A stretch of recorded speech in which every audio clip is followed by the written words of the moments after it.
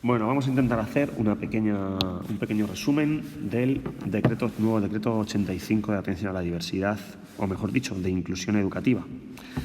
En cuanto a, el decreto comienza, como siempre, con una pequeña definición de todo lo que nos incumbe, en este caso.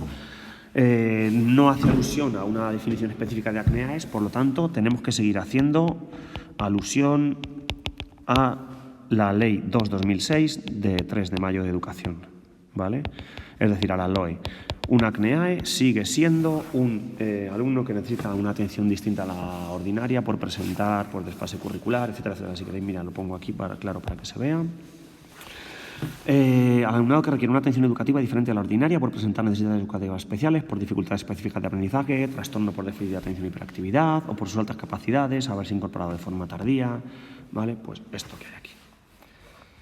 Bien, continuamos vamos a hacer el análisis de las medidas, que es realmente lo que más nos importa. Este análisis del decreto es para todos aquellos que queréis presentar una programación para la oposición docente, ¿vale? No me voy a meter en cosas de orientación educativa específicas, simplemente vamos a entrar en todas aquellas medidas que creamos que pueden ser necesarias o pueden ser interesantes para una programación docente.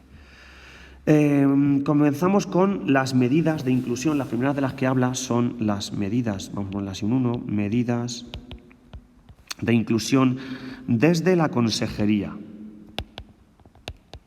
Establece una serie de medidas desde la consejería. ¿Cuáles son estas medidas? Pues, por ejemplo, programas de prevención y seguimiento de absentismo, modificaciones para eliminar barreras de acceso al currículo, proyectos de innovación, programas específicos, firmas de acuerdos, bueno, pues cosas que hace la consejería. Poco podemos hacer nosotros. Ahora tenemos las medidas desde el centro educativo. Medidas a nivel de centro, ¿vale? Las medidas a nivel de centro, pues pueden ser desarrollar planes y programas recogidos en el proyecto educativo, desarrollar también programas de innovación específicos de centro, los PEMAR, las FPs básicas, la optatividad, la organización de grupos, los desdobles, el hacer unos grupos más numerosos que otros, heterogéneos. Bueno, pues todas esas cosas que hace un equipo directivo para mejorar la organización del centro y que pueden mejorar o ayudar a la inclusión educativa. Después tenemos las medidas a nivel de aula. Las medidas a nivel de aula, en ellas entramos ya los profesores, ¿de acuerdo? Entonces, viendo esto, tendríamos medidas de centro, como veis aquí, donde estarían los planes de acogida, como he dicho anteriormente, los TEA, etcétera. Y luego están las medidas de aula. ¿Cuáles son las medidas de aula? Pues las medidas de aula son, por ejemplo, métodos de aprendizaje cooperativo, trabajo por proyectos que hacemos ahora que están muy de moda, grupos interactivos, tutorías entre iguales, tutorías individualizadas, la coenseñanza, la coevaluación, reforzar contenidos curriculares dentro del aula ordinaria, todas estas acciones que se pueden llevar a cabo desde el aula y a nivel de grupo. Y luego están las que son a nivel individual. En este caso, el decreto habla de medidas individualizadas. Por ejemplo, adaptaciones de carácter metodológico en la organización, temporalización y presentación de los contenidos. Cambiar la metodología para un determinado alumno que lo necesite. Cambiar el instrumento de evaluación para un alumno que lo necesite. Por ejemplo, pues para un alumno, si no le podemos pedir que desarrolle un apartado, pues le podemos pedir que una con flechas, o que relacione, o que coloree. Este tipo de medidas de individualización de la enseñanza. Por ejemplo, también son medidas de individualización de la enseñanza escolarizar por debajo del curso que le corresponda por edad. O, por ejemplo, hacer una ampliación de un programa de enriquecimiento curricular para aquellos alumnos con altas capacidades. En este caso, yo voy a subrayar esto porque creo que son las medidas que debemos poner nosotros en nuestras programaciones. son las que más, a las que más jugo les podemos sacar, a nivel individual y también, ¿por qué no?, a nivel de aula.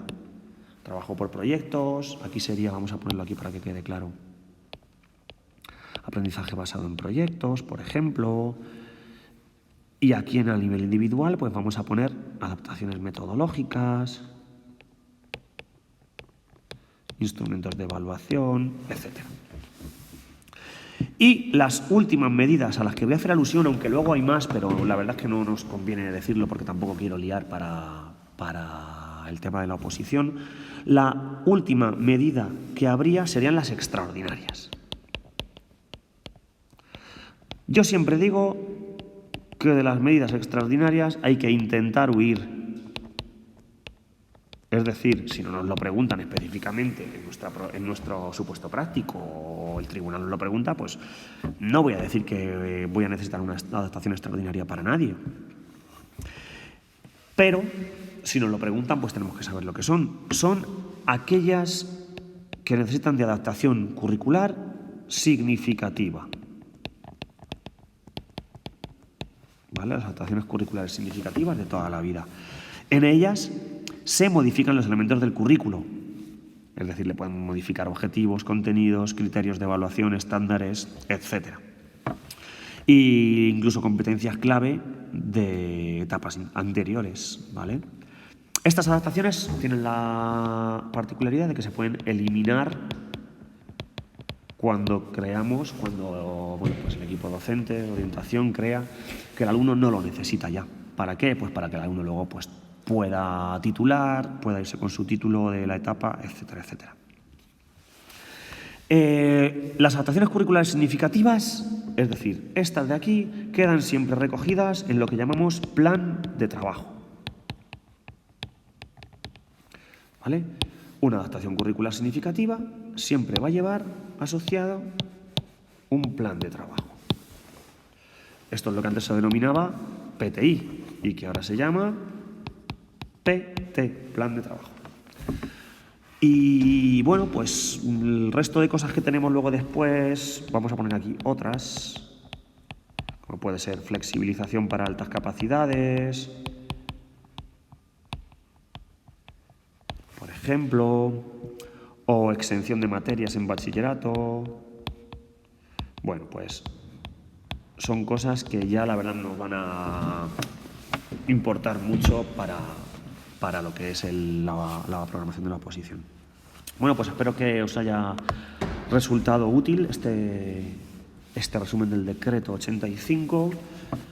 ¿Vale? Esto es un resumen, como bien digo aquí, del decreto 85 del 18. Y cualquier cosilla que necesitéis, me la comentáis. Muchas gracias.